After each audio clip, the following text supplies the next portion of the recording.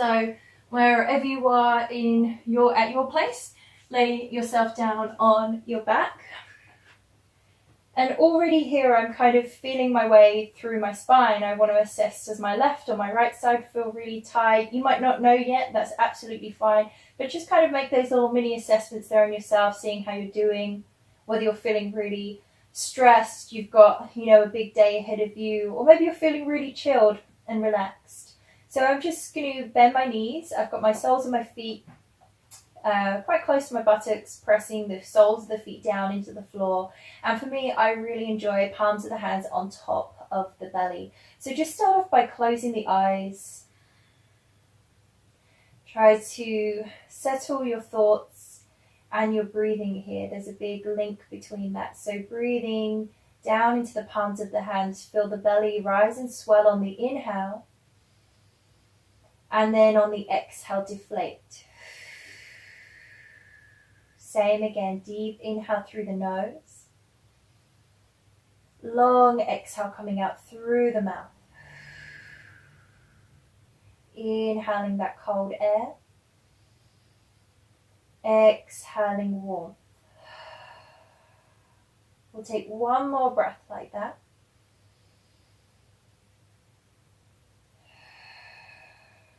And reopening the eyes, we're going to bend the knees even more, bringing them in towards the chest. So hands away from the belly now, palms of the hands on top of the knees or into the shins, and just invite the thighs to come closer in towards the body. So try not to do this with the knees together. Invite the lower back and the hips to open a little bit by just moving the knees as wide as feels comfortable. So it could be hip distance, shoulder distance apart. You don't need to get a measuring tape out for that one. So as the thighs come in, just observe if that lower back wants to peel away from the floor. I'm going to try and press my entire spine downwards and really kind of drop my belly button downwards towards my lower spine. Shoulders away from the ears. You can wriggle the toes. Again, you're trying to warm up the body, so kind of tap into every part of you, not just sort of your back and the hamstrings, the larger areas, even waking up the hands and the feet. And then from here, we're going to slowly bring the legs up towards the sky. Now, typically, you might be really tight in the morning that you kind of have to bend the knees, like you haven't got a choice, and that's absolutely fine. Using the hands, rub along the hamstrings. Again, bring a little bit of energy here. A bit of blood flow is really good as well. Any sort of areas where we can get the blood flowing and pumping is always good, in my opinion. And then from here, you might find slowly but surely you're able to straighten the legs a bit more or fully up towards the ceiling. And if you're doing this, you want to feel as if you're trying to really reach those toes upwards towards the sky there, and notice how I'm really trying to get that nice little vacuum there of bringing navel to spine. So from here, I'm going to bend my right knee, interlace my hands around the right knee or the shin, and then slowly extend that left leg all the way down. Don't worry if it only hovers away from the floor. It may touch downwards towards the floor, and just go for that. So left leg extended and right knee coming in towards you. Now this right knee isn't in towards my center line. My right knee is coming all the way up towards my right shoulder. So, I'm not a freak. It's not actually touching my shoulder, but it's going in that direction. And you want to try and press down through the left buttock the whole time. So avoid kind of seesawing your body and being lopsided in this position. And then I'm going to switch sides. So I ease off of that right leg. Bring that left knee to come into play and do the same on the other side. So left knee coming in and up towards the left shoulder, and slowly extend that right leg out there in front of you. Now, you don't have to lift your head up, but if you do, you hopefully should have your right heel in alignment with your right hip, and it should be the same on the other side. So you can go ahead and do that a couple times if you want on the other side, no problem, or you can stay right here if that feels pretty good, and then just catch up. So I'm going to bring both knees in towards me again, but this time I'm going to use the hands to open out the knees as wide as I can, of course, without sort of any force there, using the hands as guidance. So what you can do is, if it suits you, it could be the hands or it could be the forearms, going onto the insides of the legs and kind of just guiding a little bit of pressure, moving the legs wider apart. Now, I wouldn't sort of recommend that if your sciatica is really, really flaring up. You'll just want to stick with knees in towards the chest. But see how that feels. Keep drawing the navel in. You'll feel a little bit of resistance. Well, I can feel a lot of resistance with the legs there, but that's good. You want good, strong legs. And then whenever you're ready, ease off again, and once again, straighten the legs up towards the sky. So it feels as if you're holding or resting books there on the feet. So see how that feels, and spread the toes out nice and wide. You might think, oh, I really need a pedicure or something like that. That's okay. Try not to get too distracted. And then from here, I'm going to circle around the feet nice and slowly. Just, they won't be perfect circles, I'm afraid. So don't forget to go in one direction and then the other. Good. Again, nice deep breaths. Hopefully you're feeling a little bit more relaxed. And then from here, I'm going to roll myself all the way up to a seated position. So you might need to roll yourself to the side, or you can just roll straight on up.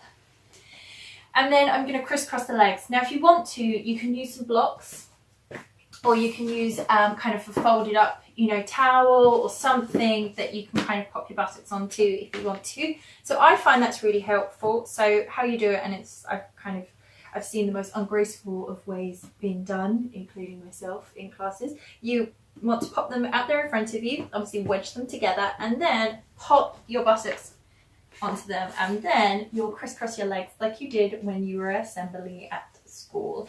So coming into a nice little rough, rugged version of easy pose or Sukhasana. So hands onto the knees to start off with. Hopefully you can relax the hips. With the blocks, I've added a few extra vertebrae to my spine, which I absolutely love. I feel less pressure along my lower back for this part. So we're going to reach the hands up towards the sky. Big inhale, scoop the hands. And as I exhale, hands come down to prayer towards my center line. And again, big inhale to lift up. Get the lungs full of air, exhaling down. And again, big inhale. Reach the hands and lifting up. Lengthen the spine as much as you can. And now we can twist. So I've got right hand to left knee or thigh. Twist round towards the side. Notice I'm not trying to go round towards the back. I've got my left hand by the base of the spine. You can hold onto the blocks there. When I come out, I'm going to inhale back towards the center, circling the arms wider. And then exhale, flip it over again. So now over towards the other side, of course. So left hand onto left knee or thigh, twisting. And again, inhale, come back up towards the center. Exhale, flip it over towards the other side. So opposite hand to opposite leg. That's what you want. And twist. Twisting all from that waistline.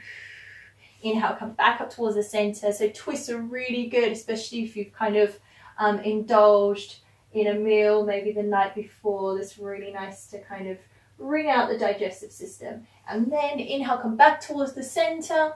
And we're just going to bring the hands down to prayer, down towards our center line. Good. So my back feels pretty good at this point. So for this one, I'm going to come off the blocks. If you want to stay on the blocks, that's absolutely fine. You might find for this next position that we're in here, going into a nice little side stretch, that you're a bit further away from the floor. So if you're struggling to kind of find the floor for yourself, you might want to come off the blocks. But yoga is about playing, so kind of see what works for you. It's about exploring and seeing what you like. So off I go. I go blocks.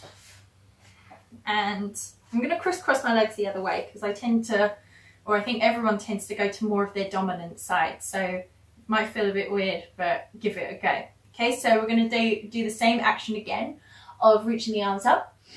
Navel to spine, try not to hunch or lean forwards. And then from here, I'm going to take right hand down towards the floor.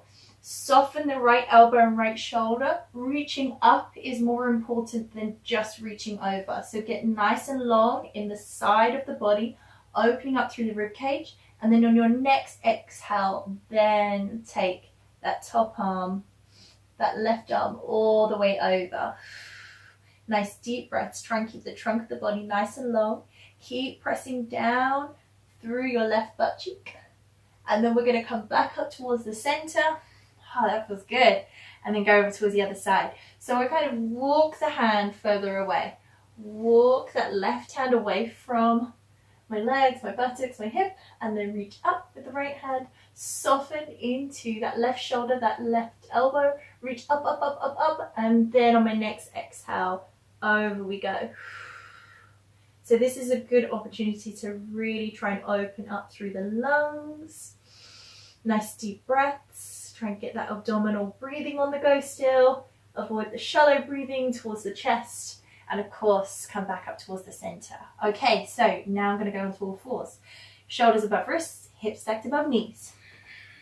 It'll look something like this, that sort of tabletop position.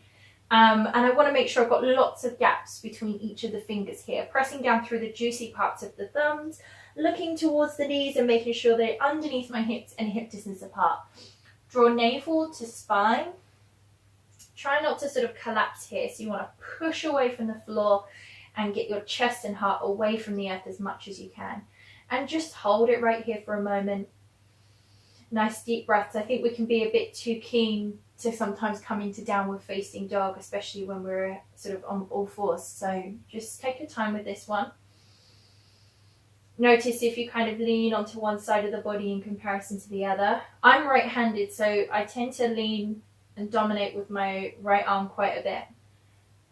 And then we can tuck the toes underneath. And no, we're not coming into downward dog yet, so hold that thought. Just lift your knees away from the floor by a few inches and pull navel to spine even more. Keep breathing though, that's the hard part, is that engagement yet breathing. And then pull your pelvic floor muscles up towards your belly button. I'm not going to show you what they are.